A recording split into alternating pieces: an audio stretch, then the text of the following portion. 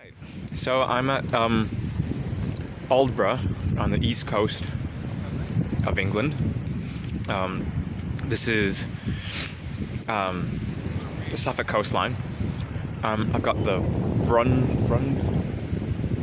I don't know. I've got a hotel behind me, and then the coast is here. So that's the sea. And I am at the sort of south end of Aldeburgh.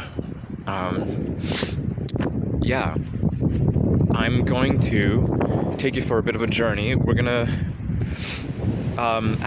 see that flag. That's Fisher's Gin Distillery. The hotel behind it that I can't pronounce is a really nice place with a nice seafood restaurant. And there's loads here. That's really cool. So I'm hoping to walk the coastal trail. From here, I'm just gonna go north, and I'm gonna try to make it to RSPB Minsmere, which is a big nature reserve over there. I guess I could walk and talk. It's about 8 miles, but I think I'm actually gonna end up doing a little bit extra, because one of the towns between here and there is called Thorpeness, and it's really, really cool, and it's like definitely worth it to actually kind of walk around it a bit. So I'll probably walk around it a little bit. Ooh, I'm gonna start my Strava as well, so you can sort of track my journey. You know, we'll go right up to Fisher's Gin Distillery here, and we'll start it from there. But yeah, cool. I hope you enjoy the journey.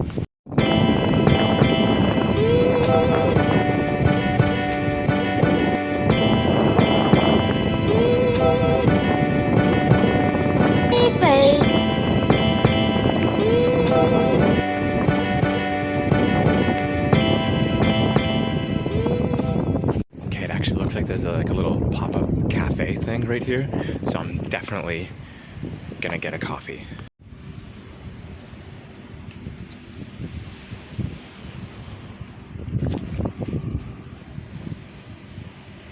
So this is pretty classic, like seaside town type stuff in England. Very colorful houses and interesting architecture. I'll try to get you some views of some really cool ones.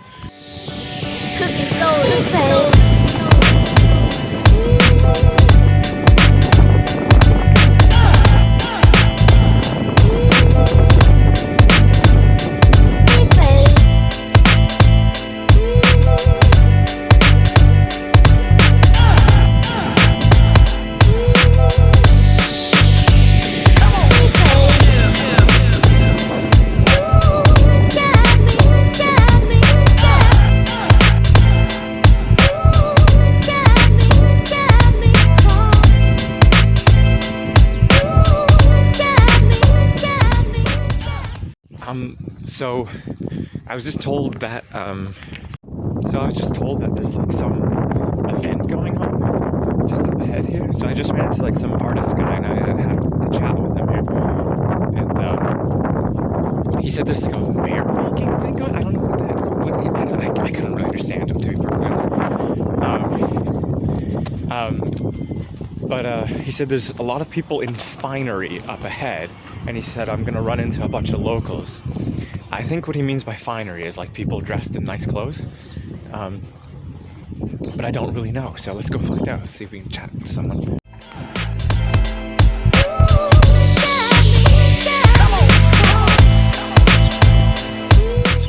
So my first attempt to get a coffee failed, because no one was at the thing, and I waited for a while, but they seemed actually pretty busy, like inside the restaurant. So anyways, if I can find a coffee, that would be great. What is that?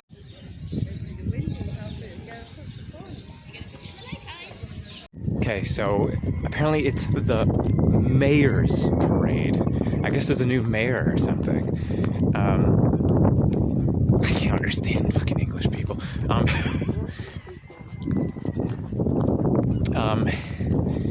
So yeah, there's like a big parade, and there's like a band playing. They're gonna play like sea shanties. Ugh. Which sounds great, so I actually might be able to make it back in time for that. Yeah.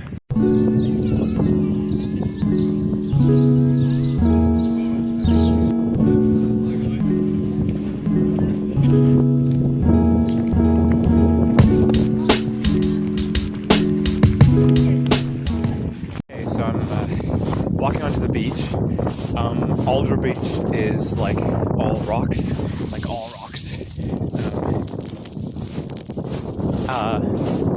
But it's great. You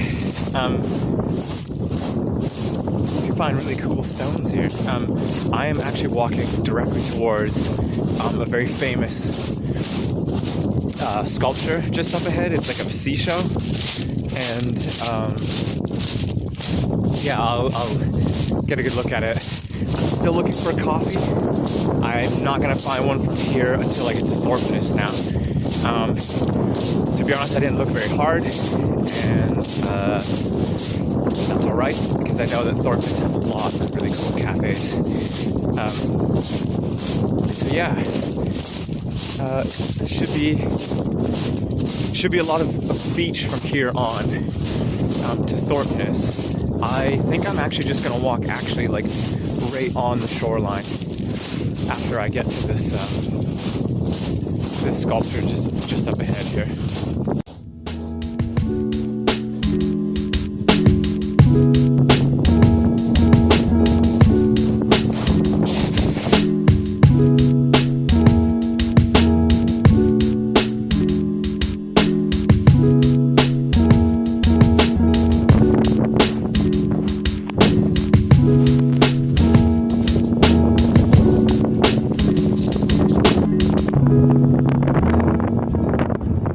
So this is probably one of like the most iconic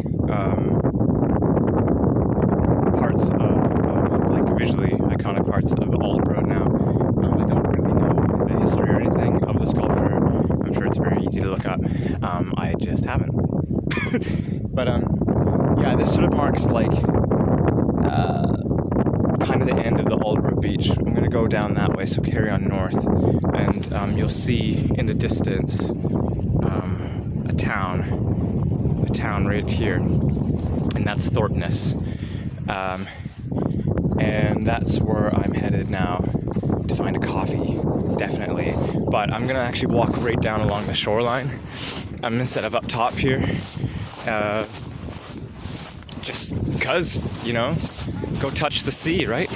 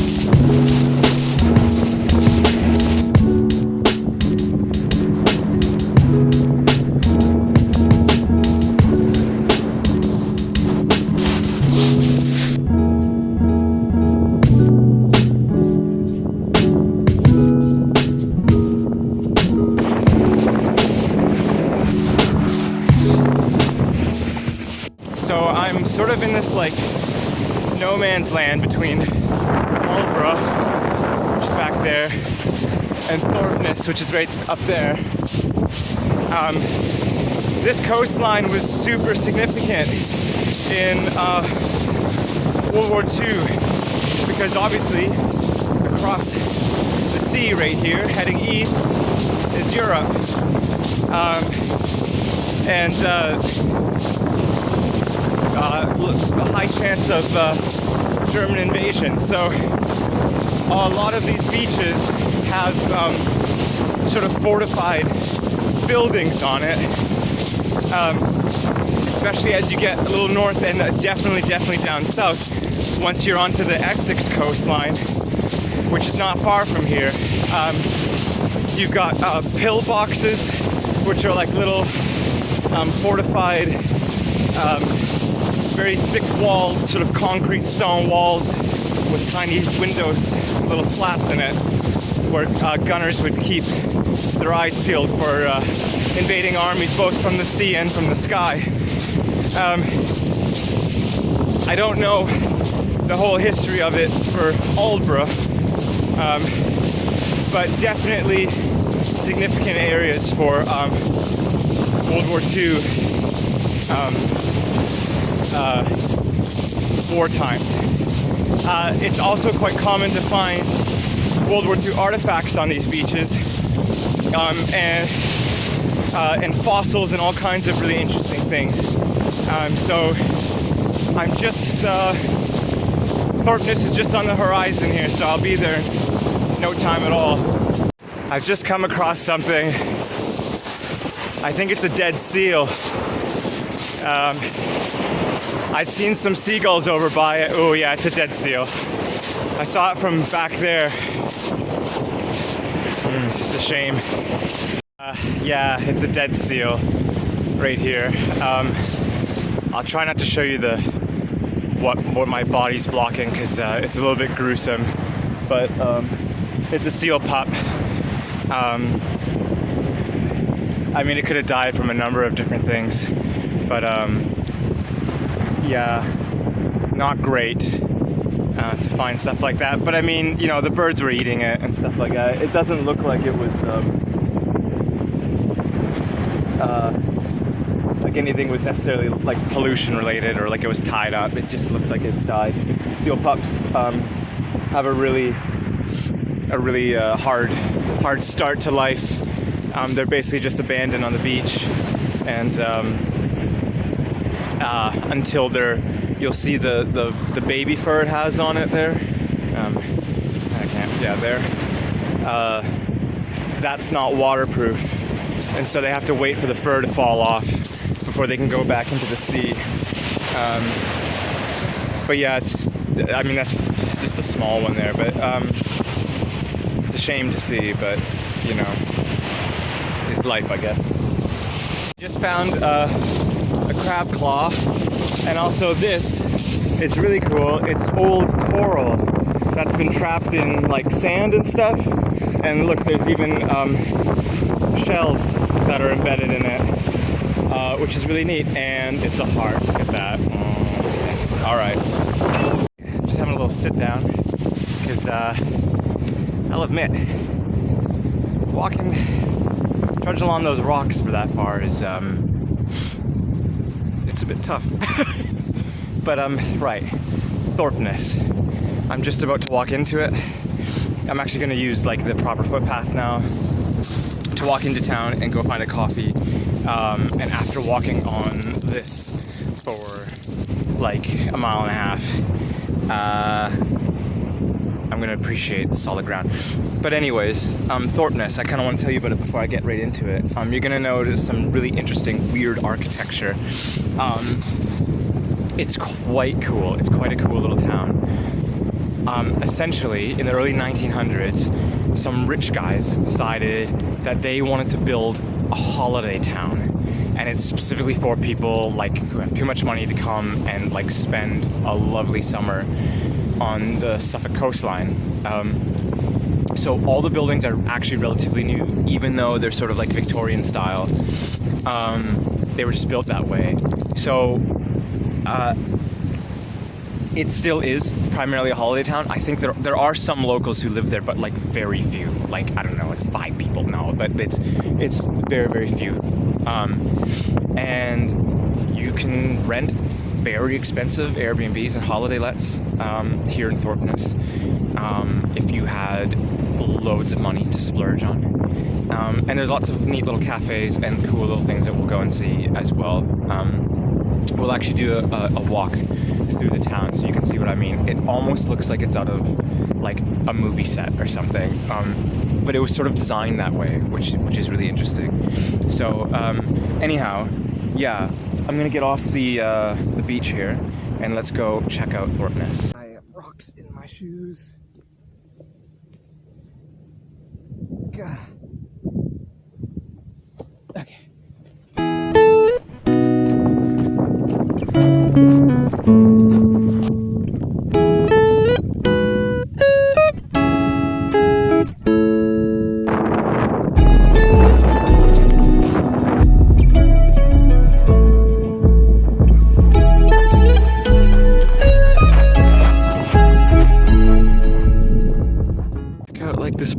Check out this person's like art studio up top there. That's so cool.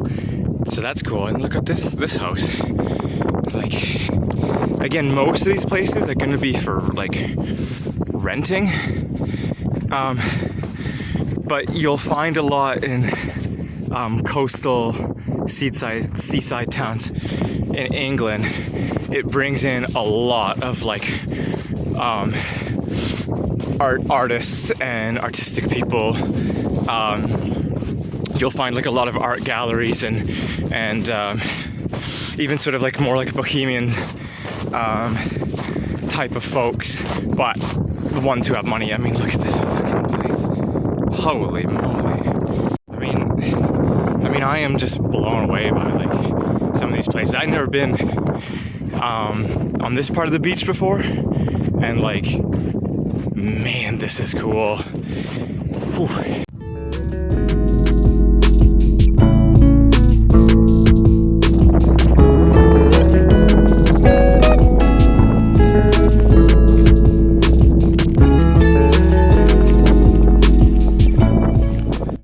Okay, we're officially off the beach, and we're coming into the town now. Wow, the flowers, everything just smells absolutely amazing. Oh, I was going into the parking lot. Let's go this way. I don't really know where I'm going. That's okay. I never know where I'm going.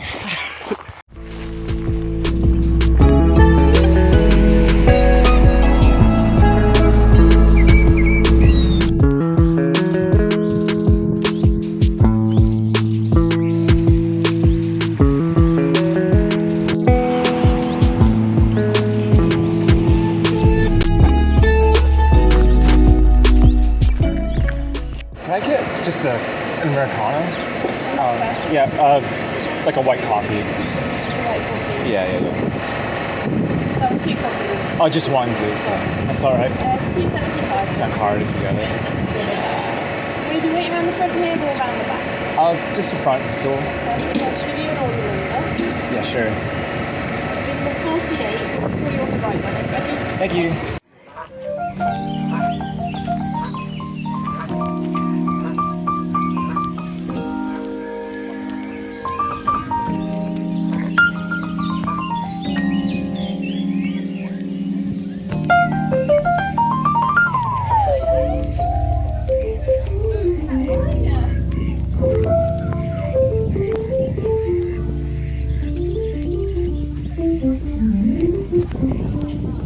So I got my coffee, kind of stumbled a bit on the order, but you know, people just don't understand what I'm saying here, and I also equally don't understand them very much. So I don't know, you'd think after 3 years of living here I'd know, you know, the accent, but no, every time I order an Americano, maybe I just don't say it right, I don't know, they just don't understand. Anyways, cool, so we are at the Thorpeness Mere. So this mere was built in the early 1900s, just like the town. Actually, I think the sign said 1912 or something. And it's 60 acres, it's over 60 acres. It originally was like sort of a natural outlet for a river nearby that was like overflowing, but they basically turned it into like this holiday thing where you can rent boats. You can still do it now. £20 rents you a boat and you can go paddling across the mere. Now, if I go back to where I was standing, you can kind of see it. See that right there? That's called like the House in the Sky, I think? Ooh, I might have the name wrong. But basically it was a water tower. and then it was turned into a house. And now you can rent it. You can go as a holiday let. I'll find it online. It's like thousands of pounds to rent. But the story I was told by a local here was that when there was water in there, an overzealous gunner who was posted here looking for German airplanes, military planes, a guy shot at a plane that went overhead, and he wasn't really aiming properly, and he shot right through the house in the sky over there, and didn't kill anybody, but the town didn't have any water or something for quite a while. But anyhow, I don't think I'll walk all the way over there, but let's look around the town some more.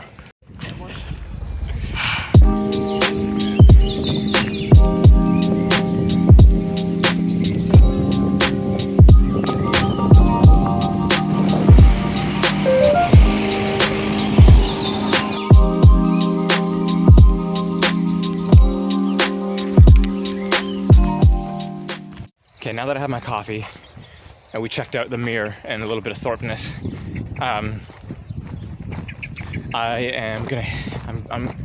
gonna hook back onto the beach, and I'm just gonna keep walking north on the beach. I'm not really sure like where the coastal trail actually is. I lost track of the signs when I was struggling to order a coffee. So yeah, I'm just gonna trudge along the rocky shore again and see where life takes me, you know? Okay, so this says that the footpath is closed due to an unstable cliff, which I'm probably actually going to listen to this sign, even though I normally wouldn't. There's some gentlemen there who are fishing who are giving me the side eye. But I do see a sort of a coastal footpath sign up here. So I'm gonna see if maybe I can like walk around or something like that. God, yeah. Okay, let's see where it goes. Okay,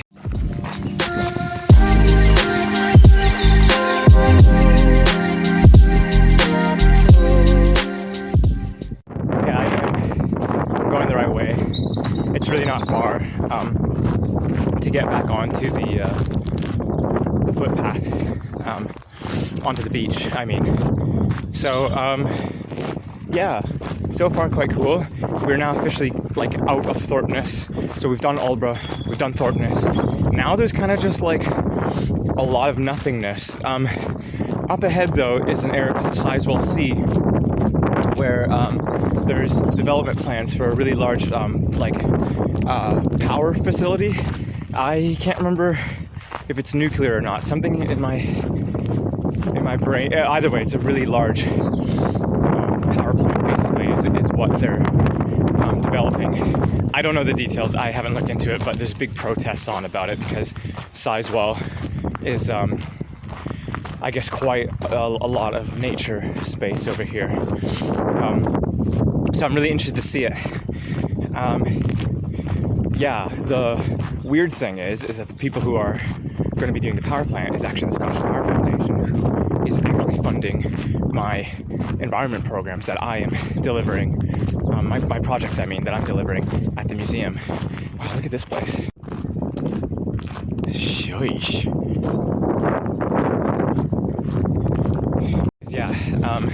Yeah, Scottish Power are the people who are actually doing the power plant developments up ahead at Sizewell, but they're the ones who have funded my environmental projects and the Riverside project, the Referral project at the museum. So it's kind of like a weird one for me because obviously I like Scottish Power because they gave me a lot of money to do some very cool things. I am now in some kind of bamboo field. Okay. Anyways, yeah. So, but I mean that, right? It's an interesting one because obviously they've got loads of funds because they are such a giant corporation, and they obviously have to tick certain boxes for their environmental sort of stewardship, whatever it is that they have to do to maintain like sort of good ethics as a company. But potentially they could be destroying a lot of green space to make more money, but then they could fund more environmental projects. I don't know. To be honest, I don't know them well enough in terms of and I don't know what the plans are for Sizewell, but I just know it's like a big deal. There's lots of signs all around, people sort of protesting, stop Sizewell C and stuff. So anyways, this will be my first experience actually walking through it.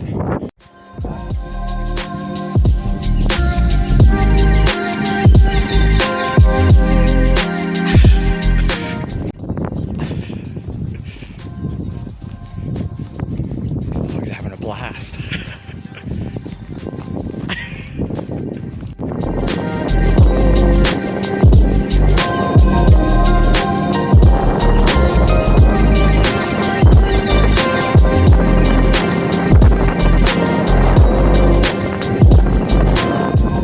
Okay, so these are obviously where the unstable cliffs were, back that way, so I can go down to the beach from here now and carry on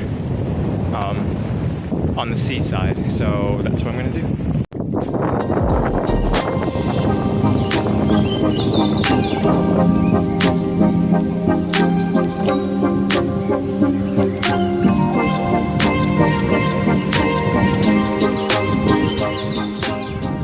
So I just looked it up, and it's the house in the clouds, not the house in the sky. Just so we're all aware, okay? Okay, so there's like a lady walking up ahead, right there, and like she's clearly getting really annoyed with me that I'm like filming and like stopping and going and doing different sorts of like camera things, because she's like walking these two like menace dogs, these like little setters, and I think I'm kind of riling them up a little bit by running back and forth. So I'm gonna let her go ahead for a little ways. I hope she gets off the path soon.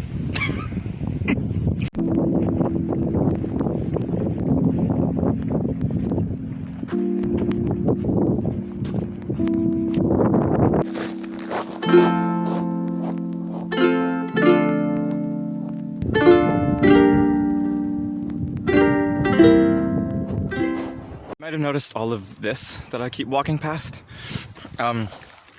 It is in fact kale. It's sea kale, so it is edible. I think you're not allowed to pick it though. I think it's like protected or something. But it's very like rubbery, and it's like kale. I mean, you could eat it raw. Ugh. But I'd probably cook it. But yeah, you can eat it raw and stuff. Look, I found another one of those sort of that like sandstone stuff with shells stuck in it. Cool. Anyways, yeah, there's like loads of stuff on the beach here that you can, like, there's like kelps and kales and sea salads and things like that that you can pick and eat. I personally don't know all of them all that well because I've only ever been to the coast like a couple of times. You can find a lot of like fennel as well growing along here, and different sorts of like greenery that you can eat, which are really good. And seaside foraging is something that's becoming really, really, really popular these days. Again, I just like, I'd have to really read up on it to do it. I just never have done it before. I kind of know the main ones, but that's about it. But yeah, sea kale, all the white flowers and stuff. That's actual kale. Yeah.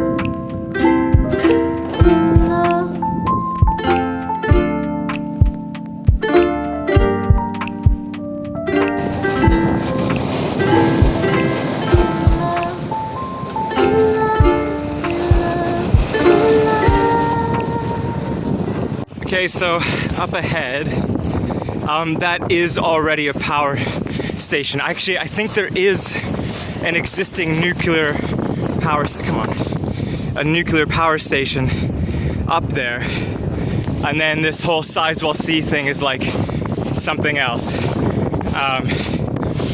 But yeah, you know, it's really hard. It's hard for me ethically because I mean we obviously need power and electricity and things. Oh look, somebody like made like a chair and stuff here. Excuse me.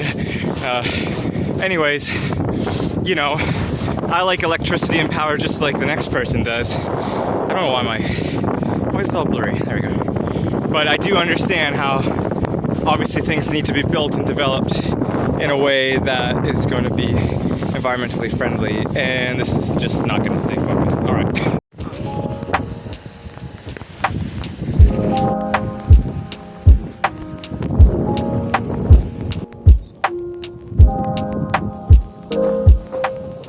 Okay, so that looks like a little hotel or B&B or something. There's a sign that says reception on it, and like, how can I go? How can I go stay there? What do I need to do to stay there? Please, somebody help me achieve my new dream of staying on the hotel there so that I can overlook all of this. I don't know what to do. Look, you get your own little place. What? Can somebody tell me how to make money? Okay, I knew I was gonna come across one of these. So right here, that's one of those pill boxes I was talking about earlier. So that is, you know, up on a hill overlooking the sea, and that's where British troops would have been. You would have had a couple of guys stationed there around the clock, looking out to see if any oncoming you know, German invasion, either from the sea or from the air. I'll maybe get a video and zoom in on it from the other way. Yeah, so you see how it's just like a sort of fortified concrete building with tiny little windows to look out from. Yeah, there's pillboxes dotted around all over. I mean, all over Suffolk, really, but definitely on the coastline like this. And it's very cool to see sort of these old relics of World War II. Right, so I found another little cafe, and I'm gonna get another coffee.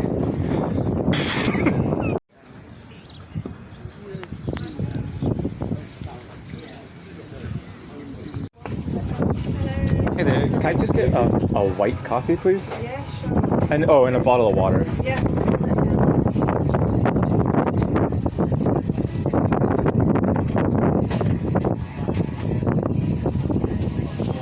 Okay, so I totally nailed that coffee order, by the way. I feel really good about it.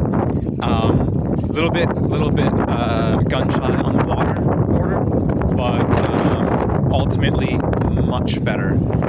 So anyways, it's gotten a little bit hot now because the sun is peeking out of the clouds. So ditched the coat, it's in the backpack. Let's roll.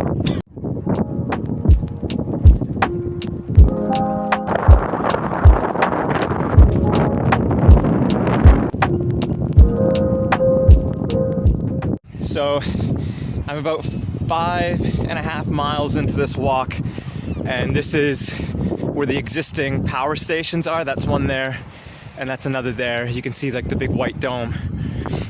So the white dome is Sizewell B, and then obviously down this way is where they want to do the Sizewell C power station. So I mean, these things do already exist, and like I said, I don't know the actual details of the new power station proposed, but I mean these things are already here, right? But I don't know, that's iffy. But I mean,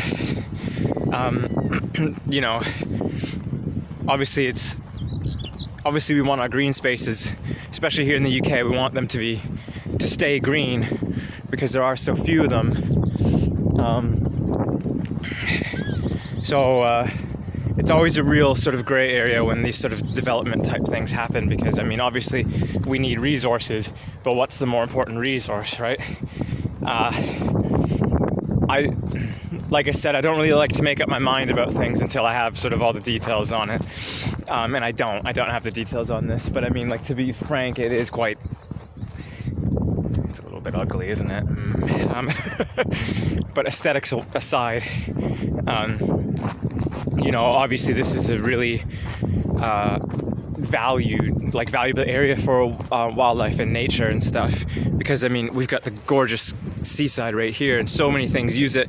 And just north of here, about a mile or two, which I'm going to walk to, is RSPB Minsmere, which is one of the largest. It's definitely one of the large. It is the largest in Suffolk nature reserve, but probably nation, or you know, England wide, it's probably one of the larger ones, and really biodiverse and significant in terms of the types of rare bird species that migrate or live there, and all kinds of different wildlife. So to put, I think that brings into question, you know, because it's not so far away,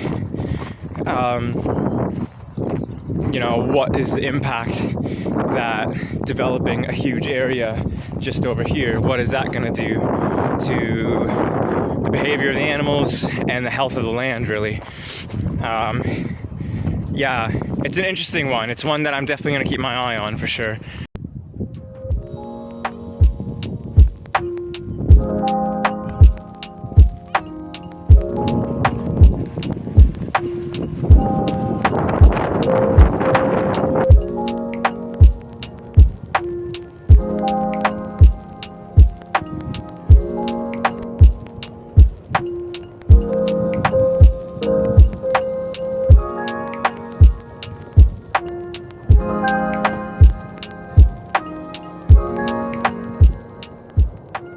This is a really great vantage point to very clearly see that the Earth is in fact flat, as you can see.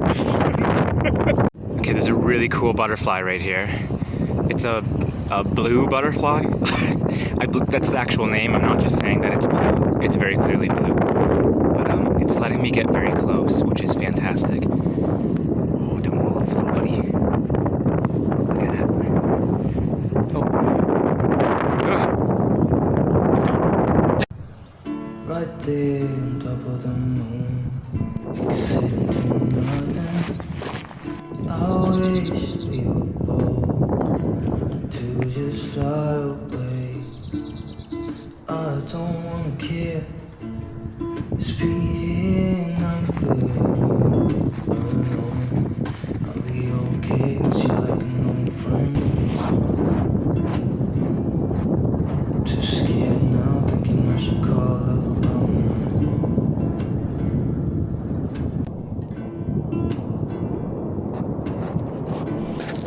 Think it's hard how we always play not safe.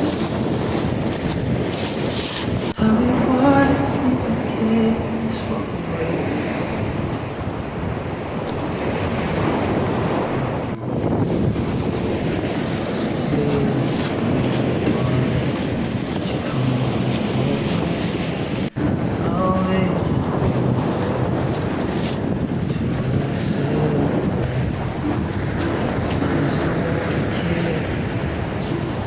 So I'm on the shoreline here of the sea, walking down the beach.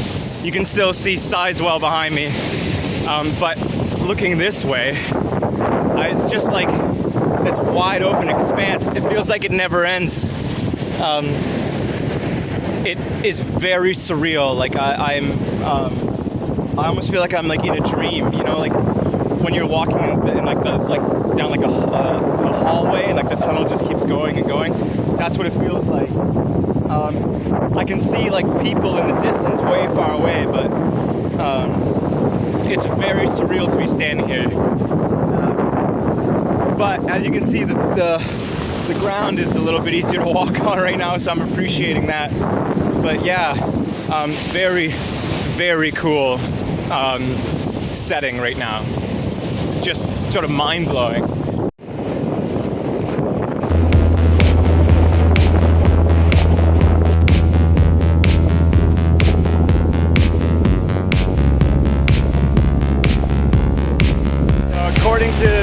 According to Strava, I've been walking for just over 7 miles now.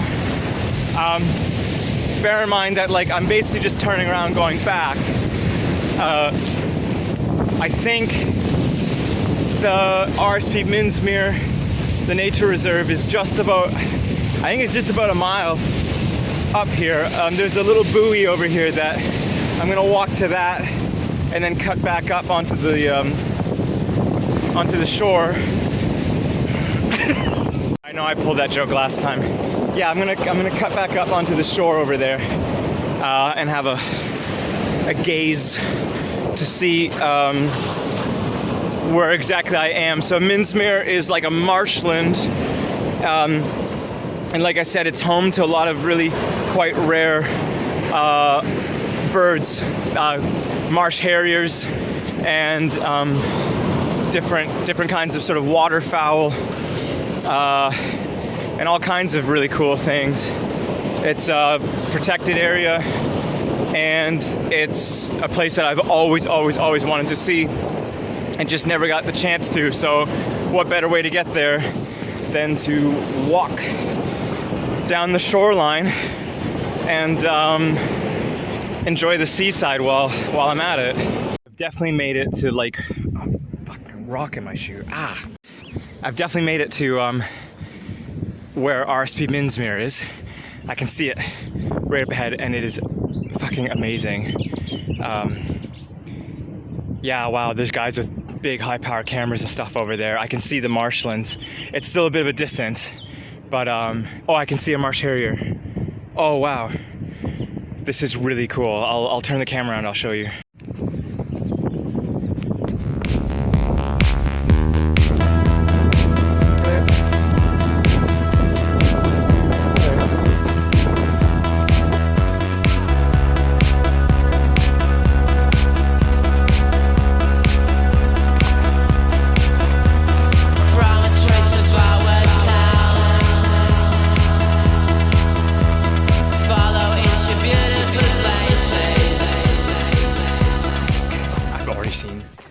Such cool birds, and just over there is a really rare bird called a bittern.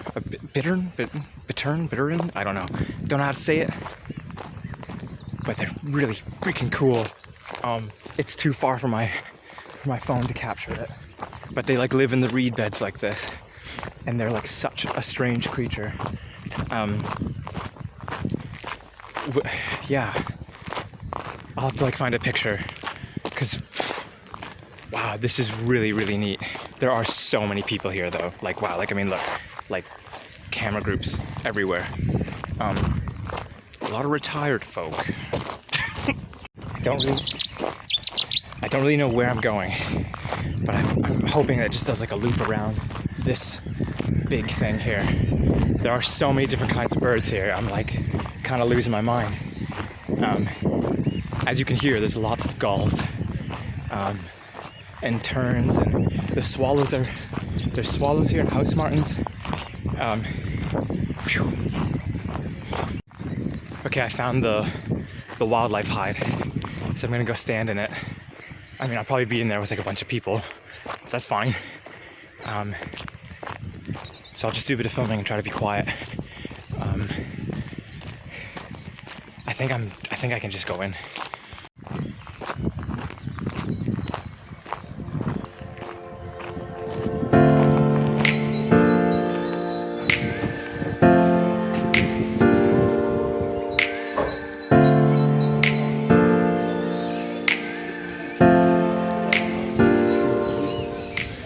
Okay, I'm at another wildlife hide. Might as well just go in and check them all out and see what I can see from all of them.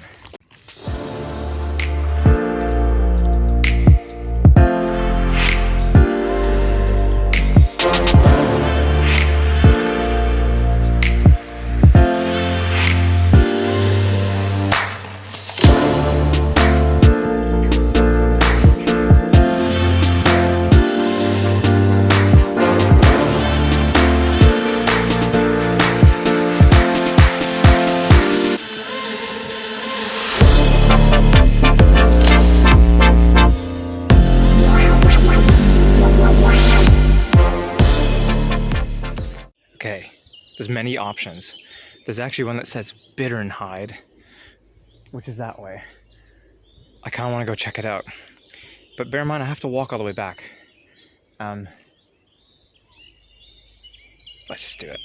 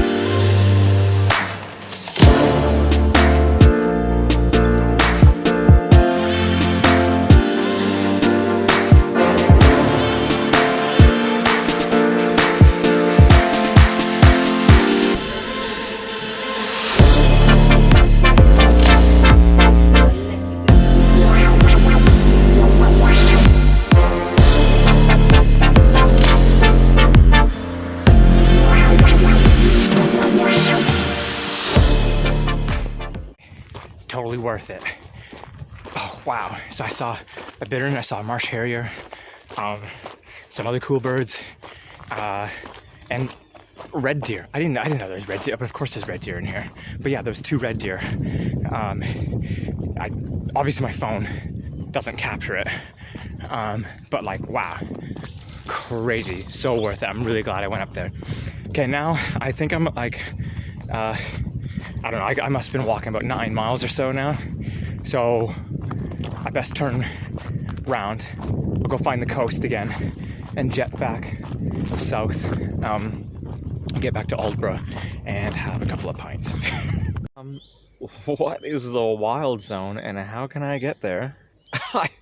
I mean, I want to go wild, right? Let's do it. Wild? I'm already going wild. Like that's wild. That is certainly wild. Does it get much wilder than this? Or that? I don't think so. Wild. Okay, now that is wild. I realized that I just walked like an extra, I don't know, like half mile just for the sake of a joke. Let's go back now.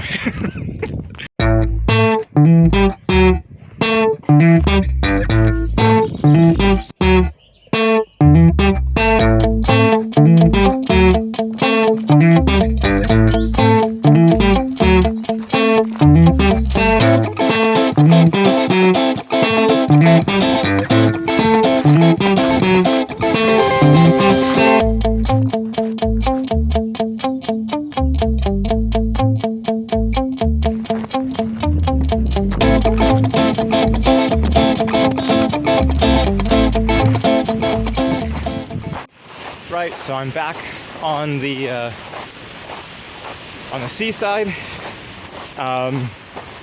Minsmere is to my right, the sea's to my left. Yeah, I'm just gonna stroll back and get back to the car and stuff, but I'm gonna take my time.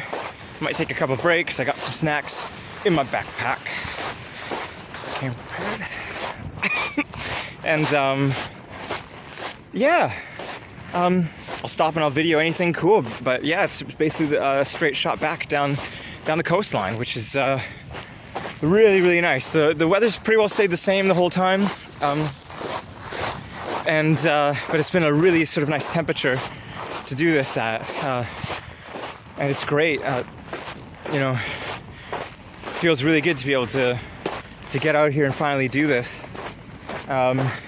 If I were to keep going north, I would end up at Southwold, which is, aside from Aldeburgh, it's probably Southwold, probably the next most sort of prominent, famous beaches here. It would be like Southwold, Aldeburgh, and Felixstowe are probably the most popular ones that people go to. And as you can see today, there's lots of people out here,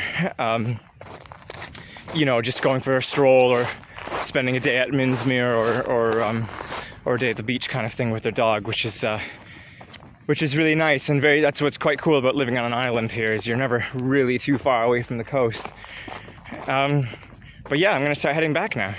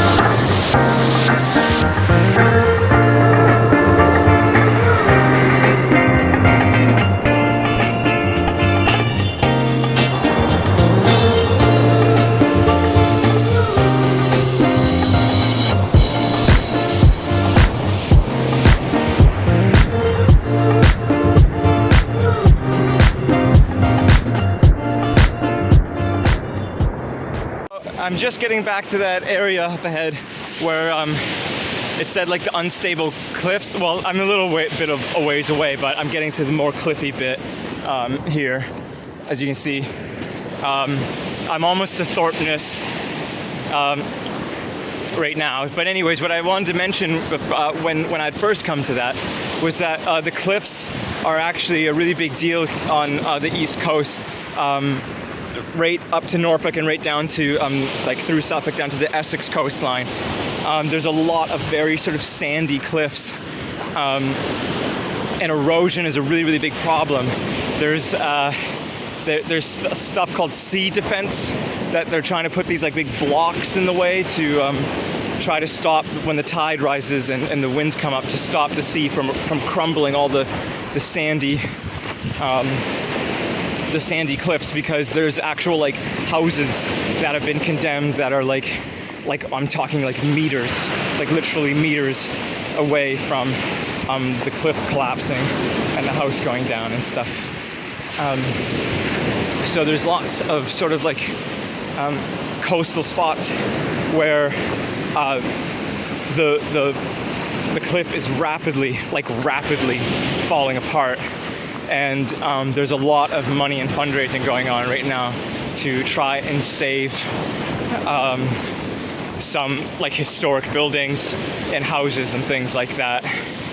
Probably like every year, I would say at least once a year, you'll see an article in the paper about shorelines receding, sort of dangerously, causing lots of problems to the public and historical sites down this coastline. So yeah, that's why I said I would really actually listen to that sign, because when they say unstable cliffs, they definitely mean it. So I mean, yeah, it's sort of a big deal. I know Thorpeness, there's like a community group there who's trying to raise a lot of funds for sea defense structures, which is essentially just like a bunch of like rocks and stone and stuff built up to sort of make a dam to stop the sea from destroying the land. But I mean, at the same time, it kind of sounds like that's the sort of nature at work, right? But it is a shame to see some of those buildings that are essentially going to end up in the ocean, probably in the near future. Okay, so I've just got back onto this like really like rocky terrain, and it's like very loose, especially as you go like a little bit more towards inland. And there's like a couple walking in front of me. I don't mean to laugh, I shouldn't. But they're like really struggling, but like I feel their pain. But yeah, I think they really want to get back onto like some solid ground. Like they keep like sliding down. Oh man, I probably shouldn't laugh at them. But I'm doing the same thing, so it's fine, right? It's okay. I just found something kind of cool. This, you can see through it, you see? It's called a hagstone. And there's actually lots of folklore around that if you look through it, you can see sort of into the other realms. But in general, science-wise, it's actually just very cool because all it is, it's a rock. It's a normal rock that another rock has sort of got wedged in, and then with the seawater kind of running around it over a long period of time, it actually like erodes right through the stone. And then you've got this a stone with a perfect hole in it, which is really quite amazing when you think about the amount of time it's taken for that to happen. But yeah, lots of sort of superstitions and folklore surrounding hagstones. So it's actually quite special to find one. So that's cool. I'm definitely gonna keep this. I decided to walk a little bit where they said those unstable cliffs are. They're far enough away that I feel comfortable to take this video. But you can see, you might be able to see zoomed in how right at the top it's kind of all soil, and then it's very sort of sandy clay cliffs, and they just crumble because the tide can rise up that high, but you know, the wind and the sea and the rain and everything, you know, all the elements of erosion really knock those down quite a lot. And my camera won't focus. All right. Oh, there it is. You can actually see here where they've tried to brace it, with something. Come on. As to make it, you know, try to stop it from going so fast. But I mean, if that comes down, it's going to come down hard and fast. So that's why this portion of the trail, or of the coastal path, is technically closed. But I really just, you know, curiosity got the better of me. I really had to see it for myself. Right, see there, that's a great example of what happens, is that the sea raises, right, with the tide. It comes up, and with winds and rain and waves, I should say, it starts knocking out the bottom of that sandy clay, and then you've got a cliff that's about to come down, and that's definitely going to come down, and then you have just rapid erosion. And look, there's actually buildings right near where that is, so you know, that's dangerous. I mean, look at these houses, they're right there, and they actually have what I was talking about, that sea defense. They've already started it there, so they've put a bunch of rocks here to try and prevent that from happening, to save those houses. Really crazy stuff. Something happened with my Strava, and it stopped working for a little bit, so it says it recovered it. I don't know if it still like was tracking me or not, so a little disappointed if I don't get to know my actual total mileage, but I mean, really, who cares?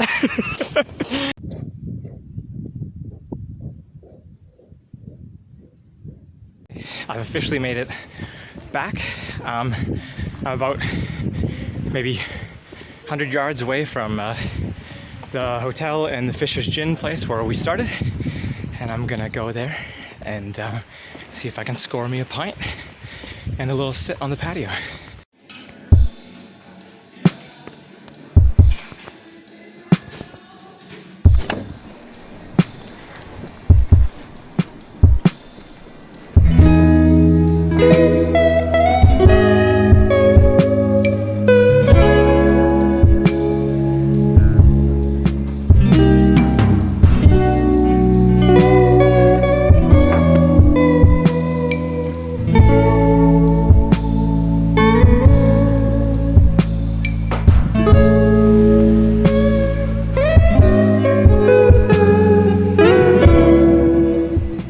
so I made it. I did, my Strava says like 17 miles, but I was more like 20, I think, because it glitched out. And now I'm just on the seaside here at the Brudno, I don't know, Brudno Hotel. Having a drink. So yeah, I hope you enjoyed. My phone's at 1% and it's gonna die. And yeah, I'm just gonna enjoy my drink.